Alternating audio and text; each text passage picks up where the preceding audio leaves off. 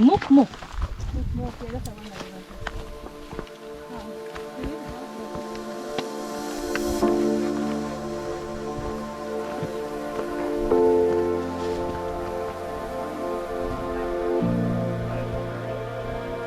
think she had one already.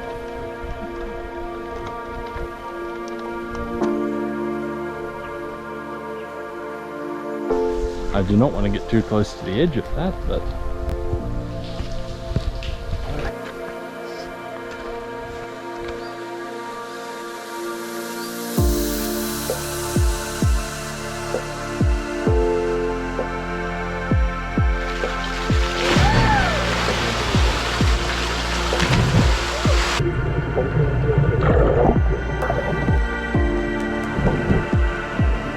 Due to a small shortage of time, this part of the adventure is going to take place in the dark. Sorry. this is how we used to build fences. No wire, just posts. So this was used for the walls and roof of a drover's hut, rather than being stripped back to build a canoe. The soils around here are apparently deficient in phosphorus, so all the cattle that grazed here developed chalky bones. So this is the remains of an old drover's hut. Stones up the back are remnants of the fireplace. The bark that was removed from the previous tree would have been used to build the walls of this hut.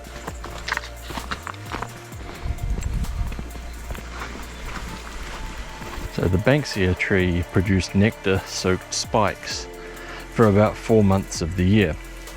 The flower was either soaked in water, or they rolled the flower around the back of their hands and then licked the nectar off their skin.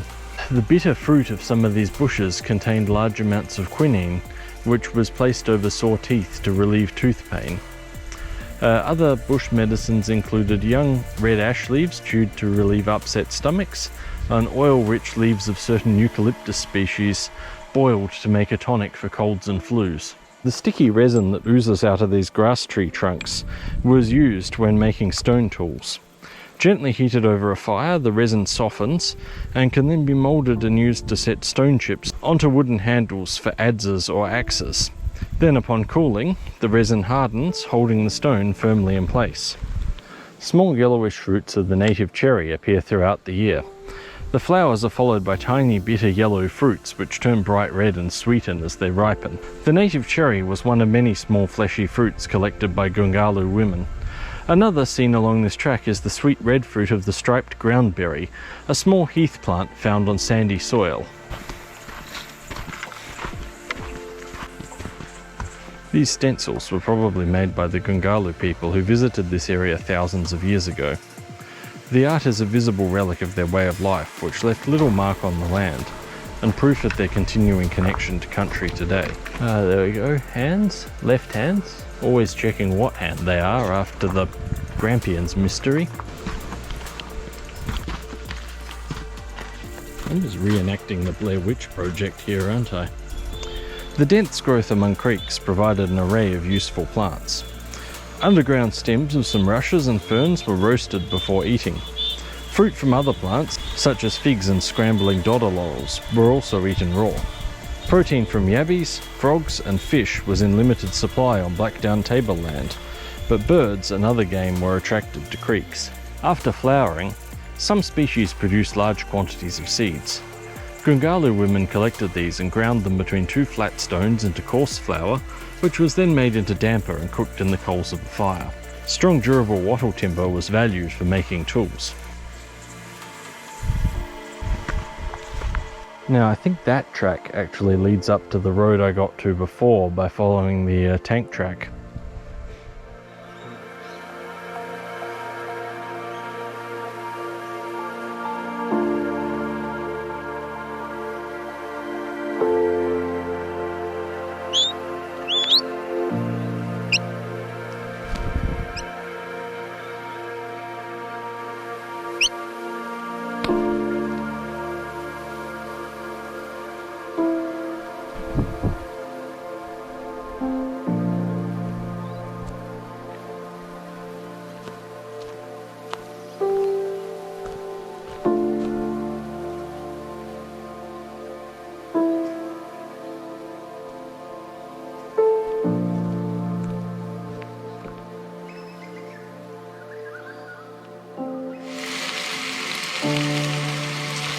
Yeah, that's definitely running on empty there. 9.8 or 9.92 on the other one. That's about 2.5 volts per cell. That's close to the minimum you want to discharge that to regularly. Certainly 2 volts per cell is what you should never go under, but that'd be 8 volts. Alright, hit it. Well, that's sucking down 80 amps. Oh, there we go. Yep, alternator is at full bore. That was it for Blackdown Tableland, and now we're back in Melbourne. But that's not the end of our adventures. Rest assured, there's more coming.